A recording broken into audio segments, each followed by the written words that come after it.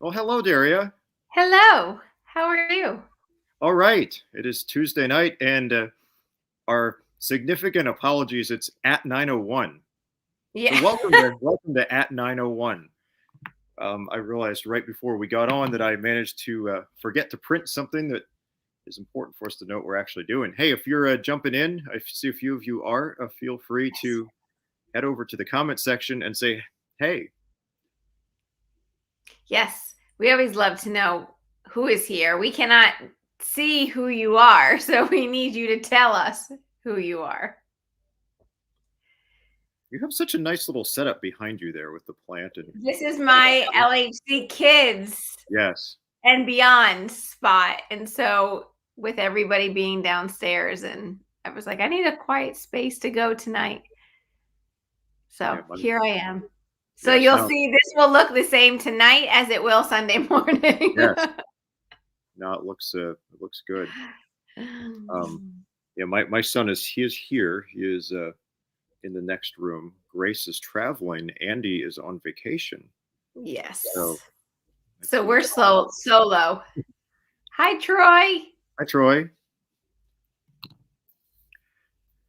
So tonight, since it is at 9:02, as I said, Yes. I showed up. It was not Daria's fault at all. It was 100% my fault. I printed. We always try to have some at least some notes to kind of jump off of here, and um, I was like putting these together, and then I neglected to actually bring them with me and print them. So I had to rush on over to the printer and do that. But yeah, Oh, everyone's back traveling. Freud, I think David mentioned to me he was going to be back on the road. So it's weird.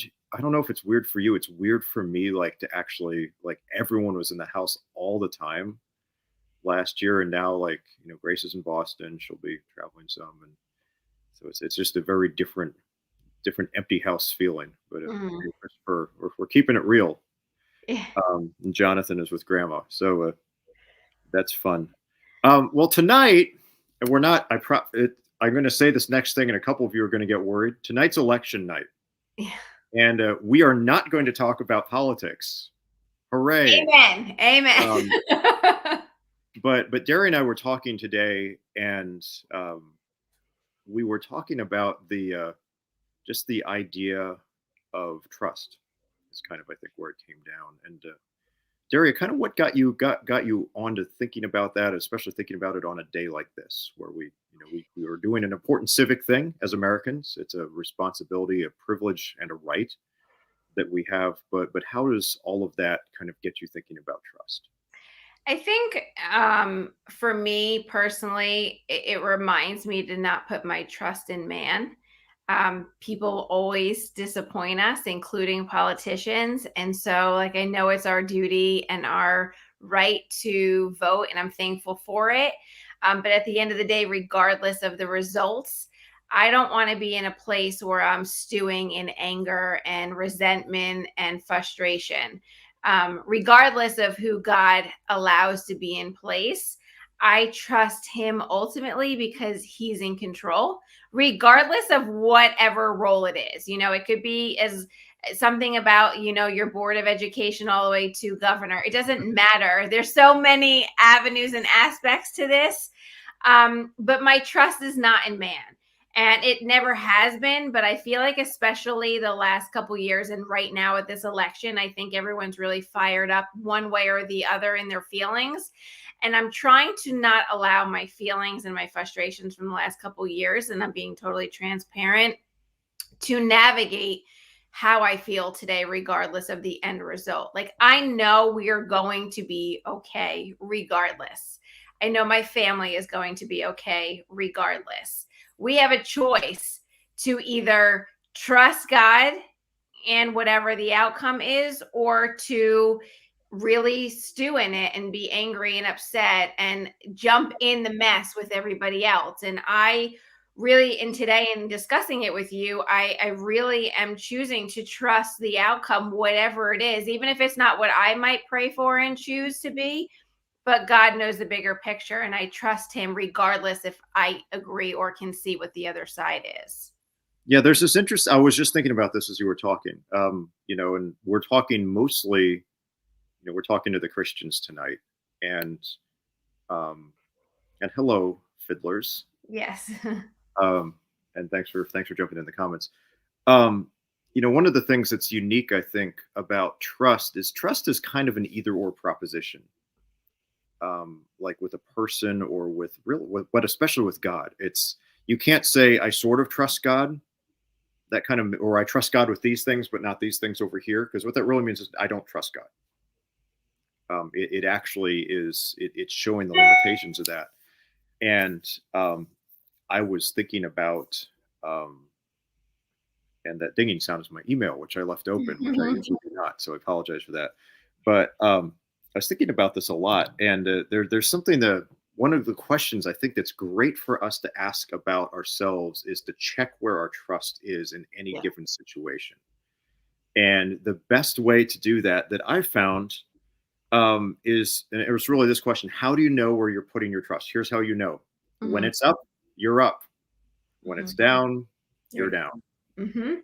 And so if something goes your way and now your life is better, you have discovered where your trust is. Mhm. And if something doesn't go your way and you're down, your life is worse, you have also discovered where your trust is. And that's an incredibly convicting thing. I'll just speak for myself, because what often happens is, there's the things we say we trust, and I think, as good Christians, we always say, yeah, we trust God, with the outcome. He works all things together for good for those who love him and are called according to his Mhm. purpose. Yay. But really what happens, and statistics actually bear this out, and I think even just watching the events of the past few years bear this out for us, that we actually don't behave a lot differently than the other people. Whatever side of the fence you want to get on with that. But I think Jesus always, he doesn't call us to like a Christian version of how everybody else responds to life. Right. He calls us to a different way. Right. Yeah, we have a different standard. Yeah. And that's pretty tricky, because certain things, when they're up, we're up, and when they're down, we're down. And that's just a challenge.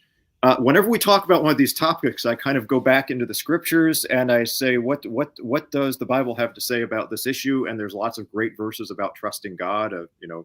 We think of, trust the Lord with all your heart, lean not Mhm. on your own understanding, in all your ways acknowledge him, and he'll direct your paths. It's a great proverb. But I wanted to go into the prophets tonight. So I brought with me a passage which I didn't really realize it until I was kind of looking around the context. This is from the book of Jeremiah, and this is Jeremiah's with the Old Testament prophets. And one of the things I love about Jeremiah and how he writes is he looks at the world around him, like if you Mhm. had to put everything in context, and he reflects on what he sees. And so in this passage, that's exactly what he's doing. There's this crazy circumstance with a bunch of kings and different nations who are going around, and one of them decides to ally themselves with another, and they go invade someone, then they get kind of whooped, and it's a great story. But Jeremiah is just sitting here this whole time, and he's looking at what's happening, and he writes this passage. And I don't know if do you want to read this, Derry? I did put it in Sure, I have it. You sent the it to me. I scroll. have Yeah, but this is Jeremiah chapter 17, beginning at verse 5. And so it really starts off super fun. it. Curse is the one who trusts in man, who draws strength from mere flesh, and whose heart turns away from the Lord. That person will be like a bush in the wastelands. They will not see prosperity when it comes.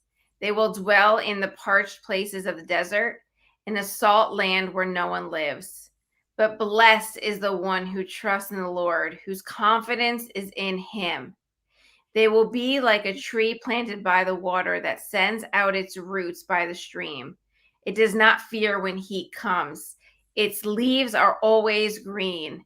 It has no worries in a year of drought and never fails to bear fruit.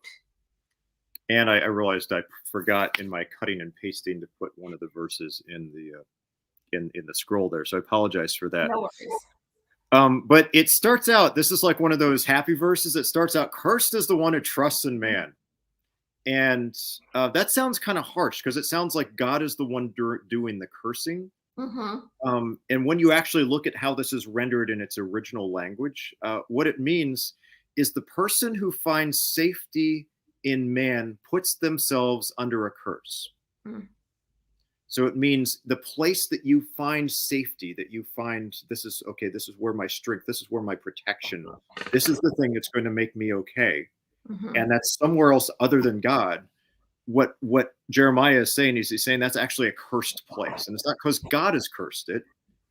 It's because it's just the natural result of when we do that. It's basically like, if you take a plant or a bush and you put it out in the middle of nowhere,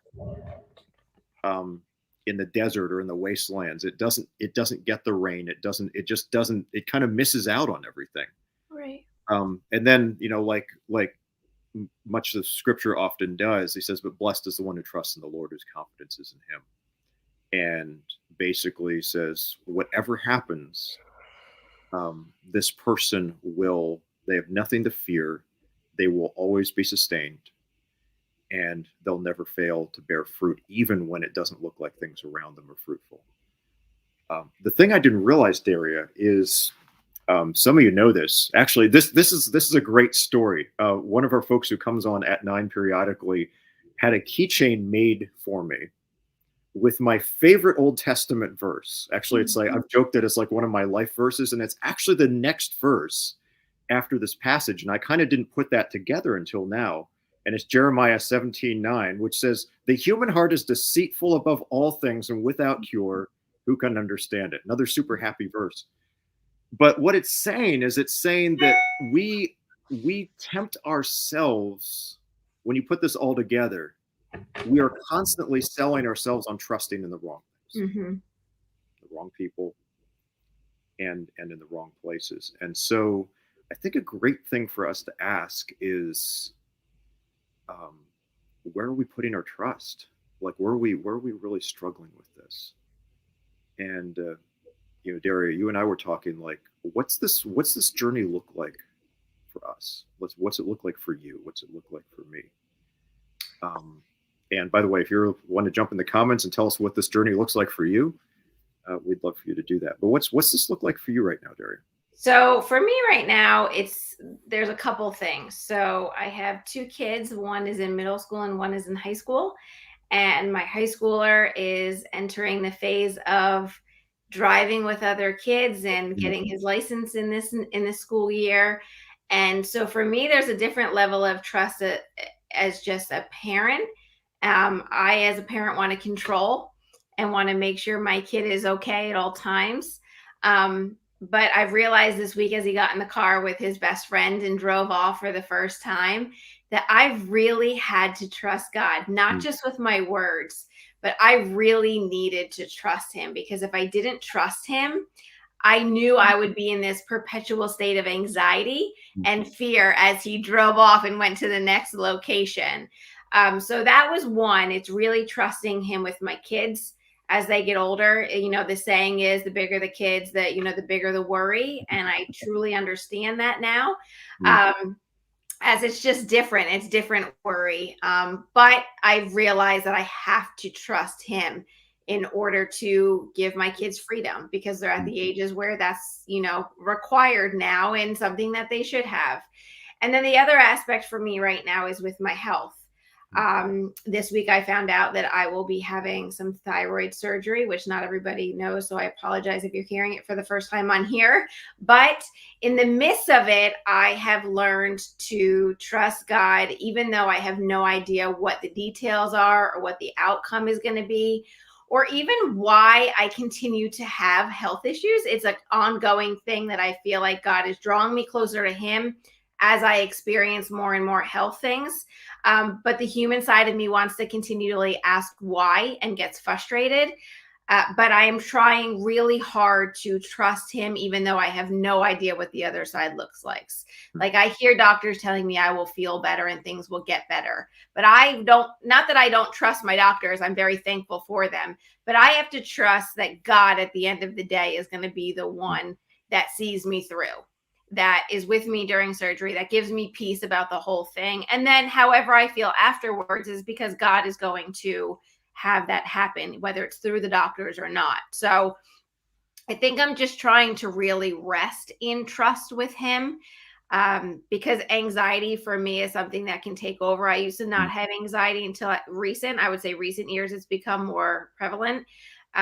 So for me, it's really trying to be conscious about trusting, but allowing my actions to reflect it and not just say it, which is super hard Yeah. because, you can say it all day long, but if you're not truly trusting in him, you will feel it and you will see it in the way that you act. Yeah. You said, I paraphrased with this banner I just wrote. Um, but you said something that is such a key concept when it comes to trust, and it's that you have to do trust, Yes. like with your kids, with your health, really for any of us in any of our Anything. situations. Yeah.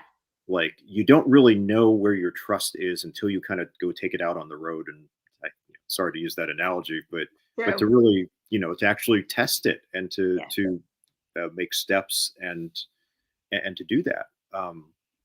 And uh, for me, what this looks like right now is it's probably less dramatic, but like for me internally, it's actually very dramatic. It's living within the limits of what God has actually asked me to do. Mhm. I have for years. We shared a few weeks ago, like my one of my new favorite verses is that verse from John chapter 3, where John the Baptist is talking and saying, "A man can only receive what has been given him from heaven." And for me to actually live in that space and to Mhm. just receive what God has given me, to learn to be content and to not reach past in the name of Jesus, which is really in my own, it's not in the name of Jesus, it's me being me and taking control of things. Mhm. That's incredibly hard, Mhm. with all sorts of things. And it breeds incredible anxiety if I don't give it over to God, because that's just been how I've lived so much of my life. And so trust is actually, it's trusting to stay within the limits of what God has actually said. Do this Mhm. and be this, and not, you don't have to be able and do all those other things. And that's really hard. That's like a daily discipline for me. And it's good to say it. It's good to sit here on at nine and say it, but to actually go live it Mhm. feels like death. Mhm. Feels really, really hard, and it really exposes, I think, very often, like where my trust is. Like we said at the beginning, if it's, where your trust is, because if it's up, you're up, and if it's down, you're down. Right. And and God is constant in that. He's not up and down like that. And so I think you that's something that's very, very, very key to this is you have to take trust out on the road. You have to do it. Mhm. Um, and that means opening yourself up to the risk of it not working out. This was another, as I was writing today, this was another idea I think that goes with it, is this: that trust always has a risk, Mhm. it has a cost, and you won't see the return first. You'll see it later. Um, and that's why a lot of us avoid it, I think, because it, Yeah, I think that's a big part of the struggle. We wanna see the end result. or at least we want to be Or able to see around the corner yeah. to where it is, Yeah. even if we don't see it right away. Yes. But Yes. and that's good, Troy. Troy saying, and what we ask for the rest of you, if you want to jump in, is where are you really struggling with this? Because we all Yes. struggle. We all, there's no one who doesn't struggle with this somewhere. We all do. Yeah, we're Um, human, so we're going to struggle with it. We don't have this, perfect way of being where yeah, we don't have the struggle. yeah, and isn't that hard when you see? And Roy's talking about, salvation of a family that doesn't seem to be walking with the Lord. Mm. Whether it's that big, and that's obviously a huge thing, or even, when you see circumstances and people or things that are not, they just don't seem like they're going in the right direction. They seem like they're Right. going in the wrong direction. And when you we really don't have a lot of control over those things ever, but when you're really aware that you don't, whether it's distance or whether it's just, how significant the issues are, Right. it's a very challenging thing. Mhm. It's true with our kids, it's true with our family members, it's true in faith, it's true in behavior. And um yeah, that's a hard thing. I was thinking about this story.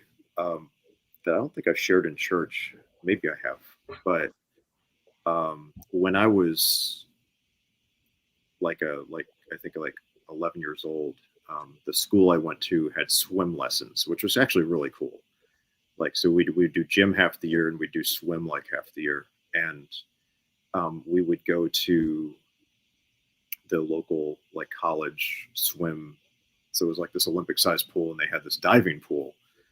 And I then and now do not like the high dive. Mm, I just don't. I'm not afraid of heights. I really am not afraid of heights at all. I I'm not afraid of water. I'm a good swimmer, but I hate the high dive. I don't know if any of you can relate to that, but and so we would actually be required to jump off the high dive as part of our swimming thing, and it was just the worst day ever. I remember when that it was like, this is the day I'm going to die. But I hated it, and it was, as I've thought about that in years since, it's been such an interesting thing because, as I said, I'm not afraid of heights. I don't mind getting up in the air, and I'm not afraid of water at all. But there's this middle space between when you step off the end of that board up high and when you actually land in the water, hmm where you're out of control, where you have now entered into trust, hmm and you're trusting that the way I was thinking about it, faith is believing that the water will catch you. Trust is stepping off the end of the board. And I think, a lot of us believe as Jesus followers that the water will catch us, hmm but but trust is actually stepping into that. It's stepping into that space where you're not in control of anything, and where actually all your instincts and your urges are screaming at you in hmm the opposite direction. Um, yeah, Karen's writing, accepting the limits. This speaks to me, Karen. This is my life. It's. I think we're talking about it a little bit differently, but accepting the limits that God has allowed, we will experience that His grace is sufficient, and we can trust Him.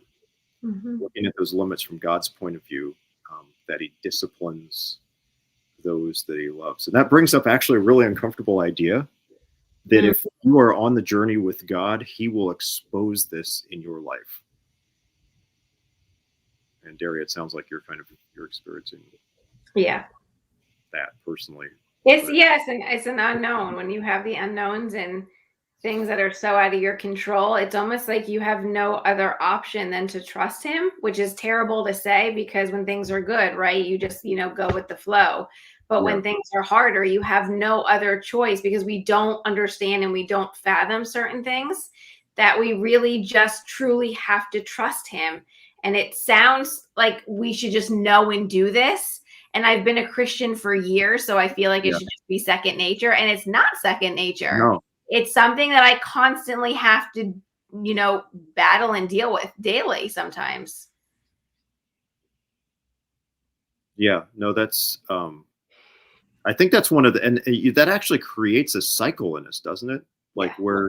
we're like, I should be better than this. I should know better than this. I should trust God more than this. Yes. And it actually kind of drives it underground a little bit. That's one of the reasons Daria and I are sharing some of these stories is we don't know better. We struggle.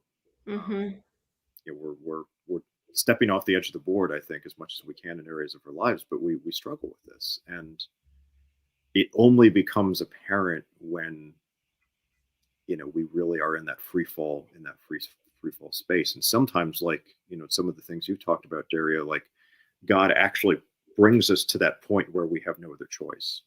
Right. And sometimes he doesn't. Sometimes it's actually a choice we have to make to create that. It's like me stepping off that high dive.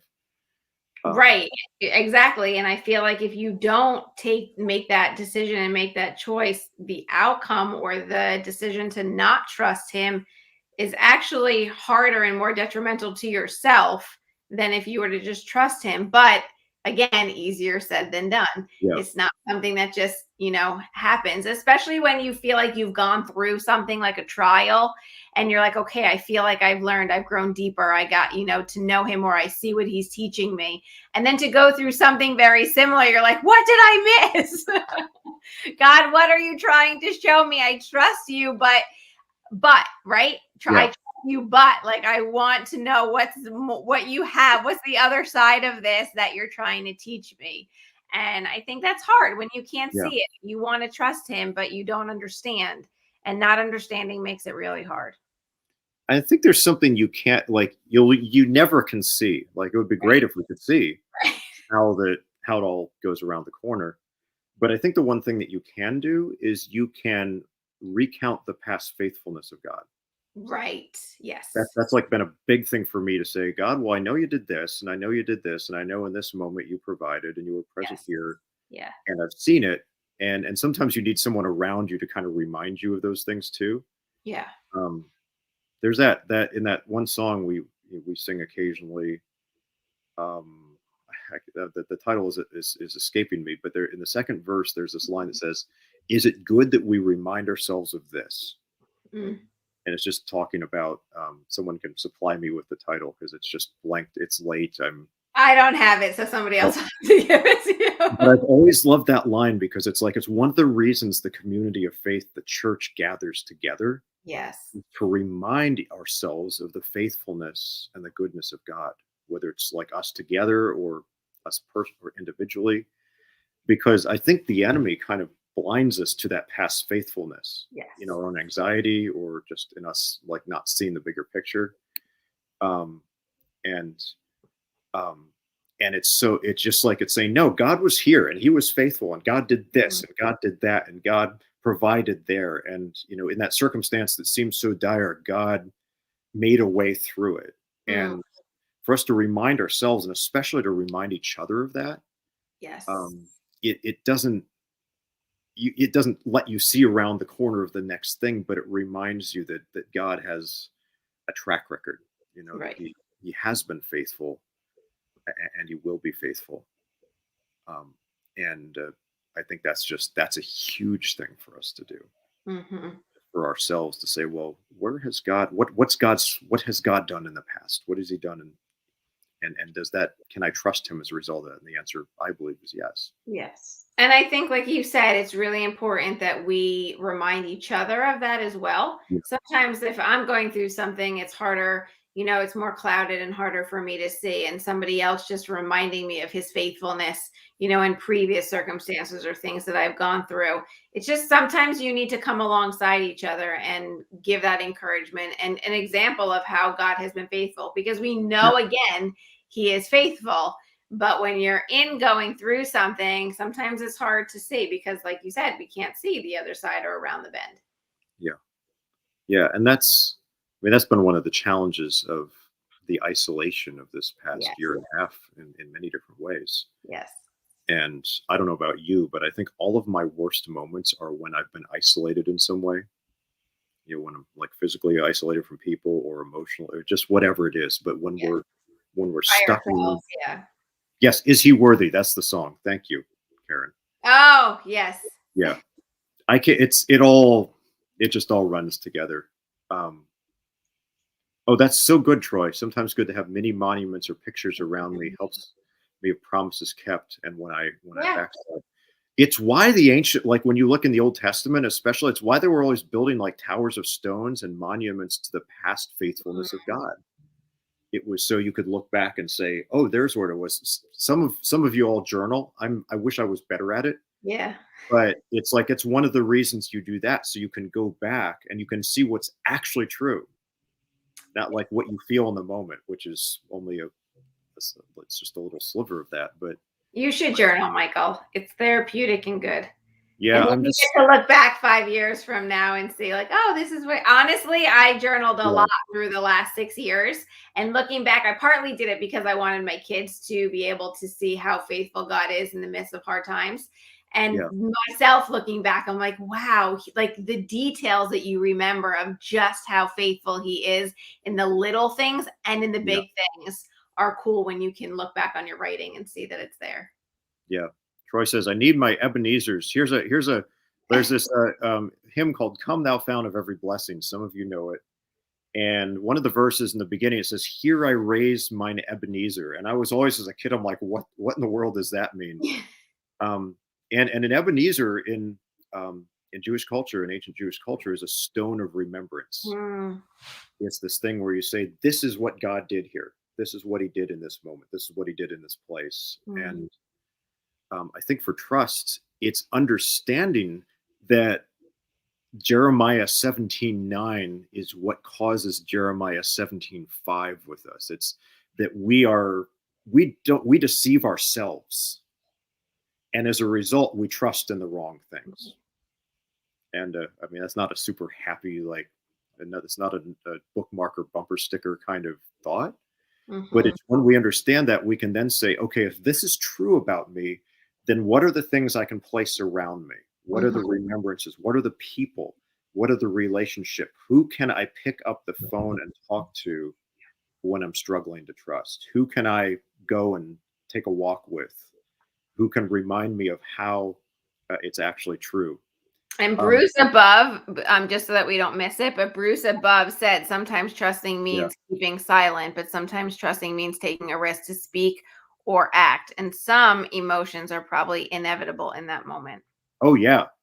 Yeah, and you know what's interesting with trust? We're going to go back and do epic long at 9 if we keep this up, Daria. But what's interesting, Andy's never coming back. but we've been trying to keep this more on point. But this is such a good thing because what happens is we each have a default reaction. Mhm. Like there's a thing we default doing, and usually it's some version of springing into action or some version of avoiding stepping Mhm. out. Yeah. And most of us fall generally into one of those categories or the other. I'm a spring into action person. Um, and it's very easy to spiritualize that. But what happens when we're struggling to trust very often is we jump into our default. Mhm. And what you're saying, Bruce, that's so good is there's times where it's like, I want to say something or do something where actually trust means being silent and Right. waiting. Right. And for some of us, trust, like you said, is actually having to step out. It's having to do that, and it's understanding, what am I doing in the moment. Uh, Mhm. Kate says something that's really good. Writing my prayers is a new habit I'm in to see God's faithfulness. That's Mm. a fantastic practice Good. because you when you write them, you're writing them in faith, right? Because you don't see it yet.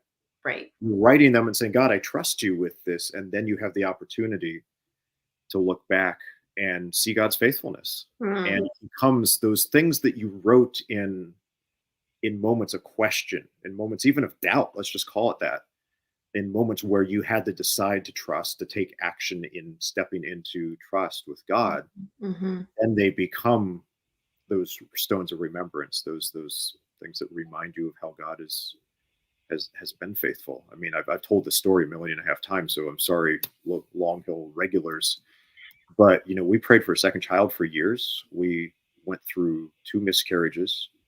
Uh, Mhm. they were not easy. Those of you who have been through that, um, and we almost gave up. And now, when we look at Jonathan, our healthy 1-year-old, he is a stone of remembrance. And I say, I just always am saying stuff to Grace. I'm just like, he's normal. He's just a normal baby. He's okay. That's what we say. He's okay because even when he came out, we weren't sure he was going to be okay. He came early, but it's like that face is a stone of remembrance for me. Mhm. God's faithfulness to us, and um, and I'm thankful for that because He's always around. He's always there, and so it's right in front of me, and it's hard to miss. And those are the kind of things to say, yeah, God can be trusted. He can, in whatever the future holds, He can be trusted. In whatever the unknowns are, He can be trusted, and that's good news. Daria, and I know some of you put some things in here that you're really struggling to trust. If you want to jump in the comments with that, Yeah, keep going. we'll pray for that.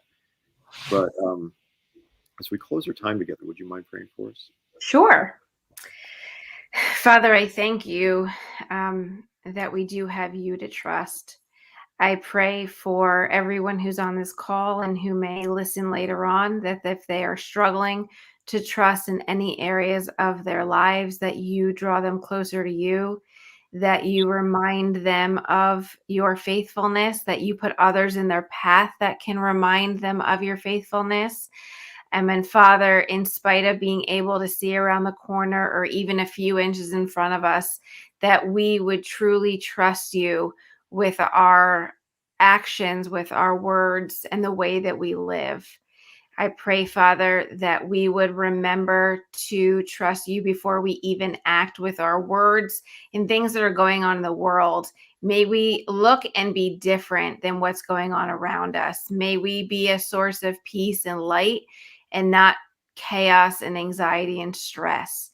Um, as we live our lives, Father, even if we don't understand, I just pray that we would position ourselves and our minds and our hearts um, to trust you more, to remember that you are faithful, that you are in control, and that whatever happens, you are good, and that you are above all.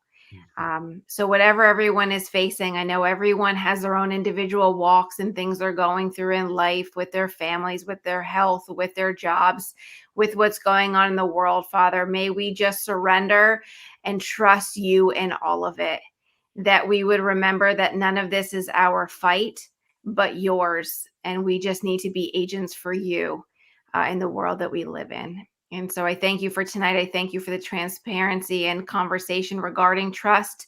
And I just pray, Father, that we would continue to lean into trusting you more and knowing that you are faithful and good. And it's in your name I pray. Amen. Amen. Thank you, Daria. And as you were praying, I was thinking about something you said.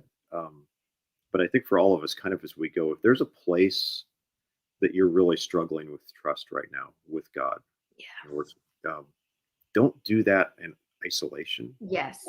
Don't do that alone. It doesn't mean you have to go in the comments and write it here. You don't have to do that. But don't struggle in isolation, because it is so much more difficult. You don't have someone who can remind you of what's true. And we do very much struggle with the temptation in that isolation to trust in the wrong things. Mm-hmm. And so just share that with somebody, someone you trust, somebody you have confidence in. Mm-hmm. Don't do that alone. And as always, as we say, hey, we're here. If there's any way we could pray for you, serve you, do anything, we are honored to walk the journey of life with you. And we're thankful that you take a few moments of your time every Tuesday night to do this with us. And so you can reach out to us, lhcnj.net/connect. And there's our virtual connect card. And you can put in as much or as little information as you want. And we would be honored to do whatever we can to serve you. And Daria, until next week, thanks for being with me tonight. Yeah, of course. Andy will be back next week with us. He's okay. And he's okay. He's just off. He's fine. He's enjoying life. Yes, he's living his best life. But yes. was glad to be able to be with you tonight. And thanks Yeah. to the rest of you. Have a great night. Yeah. We'll see you soon. Bye, everyone.